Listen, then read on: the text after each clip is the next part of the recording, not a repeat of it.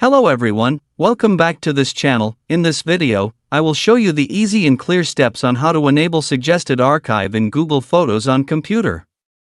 So how to enable suggested archive in Google Photos on computer? Make sure you keep watching this video until the end. Let's get started right away. Firstly, just go to Google Photos on your computer or laptop. This is the Google Photos display. Next, move the cursor to the top right of the screen. There are lots of menu options here. Next, tap the Settings menu. Now here you are in the Settings menu. And here there are lots of setting options that you can use. Scroll down and look for the Suggestions menu. Now you have found it. And tap the Suggestions menu. Now it will appear like this. And tap here to enable archive.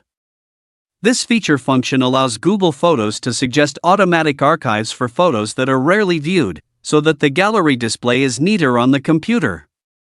So that's it, tutorial how to enable suggested archive in Google Photos on computer. Thank you for watching.